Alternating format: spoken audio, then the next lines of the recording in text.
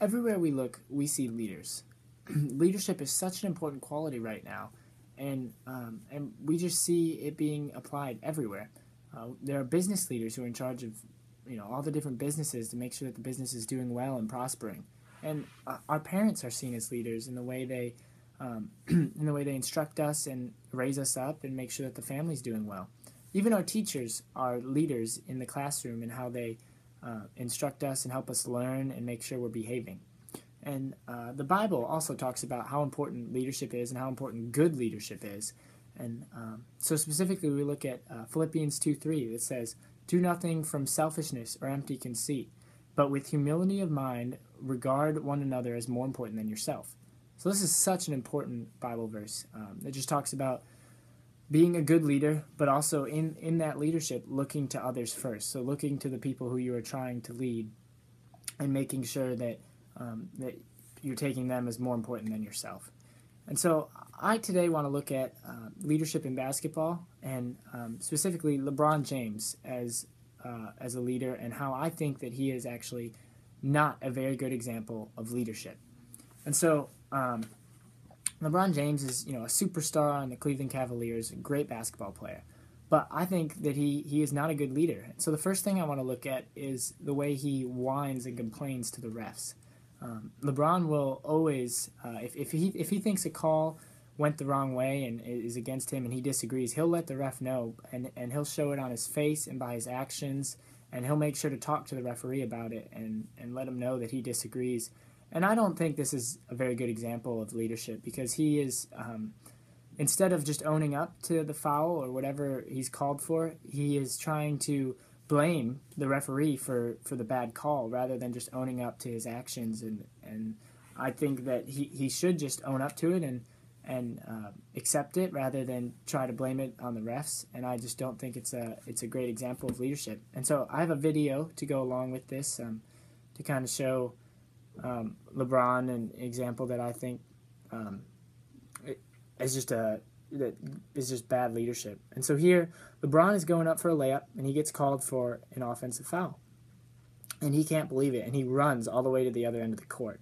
And I think this is just ridiculous. I think that he's wasting time, and he's just not owning up to his actions. And it was a questionable call, but the refs called it one way, and I think LeBron just needs to accept that and move on. And I think that rather than complaining about it and running around and yelling, I think he just needs to just admit what happened and own up to it.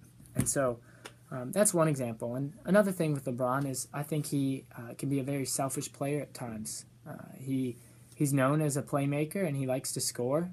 But I think at times he should pass the ball and involve his teammates more than he actually does. And I think some of his actions come back to hurt him because he's not using his teammates like he should. And so I think this is bad leadership. And at the same time, he'll also look to blame his teammates for things that they're not doing correctly or reasons why something happened. He'll immediately blame his teammates rather than taking some responsibility for it. So I have another little video clip to kind of show an example of this. So here, Paul George just hits a three-pointer, and LeBron immediately looks to Mario Chalmers as the reason for it. And then they're in a timeout a few minutes later, they're huddling, and LeBron and Mario Chalmers kind of get into it and talking about the play and getting upset. And so, again, I think this is very bad leadership.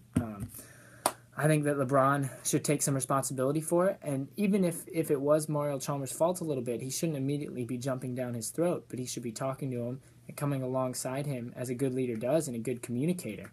And instead, LeBron is not showing good leadership, and the way he's communicating this leadership is not good as well, as he's immediately just kind of yelling at his teammate, and that's just not good leadership. And then the last quality here that I want to talk about is the way he presents himself to the media. So there are times after tough losses that LeBron will refuse to talk to the media. And I think a good leader needs to be able to communicate to the media, even after a loss that you don't want to talk about. Communicate what you did poorly, what you could have done better to have helped win the game, and just kind of be able to talk about the tough loss. But LeBron a lot of times will refuse to do this, and I think that is poor leadership. And he'll also just talk about bad things in front of the media. One example of this is when earlier this year he said, "I'm the best basketball player in the world. It's simple." And so this is him not being humble and not following this Bible verse at all, and not showing good leadership qualities, but instead talking himself up and letting the media know what he thinks of himself. And I think that that his teammates, in hearing that, would think he's very cocky and all about himself, and he's not communicating a very good message to his fans or the media or his teammates. The same thing was when he went to Miami. He said, "I'm taking my talents to South Beach," and made a big deal out of it. And he didn't represent the Cleveland fans very well, or the Cleveland organization very well. And a lot of people were upset. And this is just him communicating poorly and showing bad leadership skills. And I think that LeBron overall is a bad leader. So thank you for your time.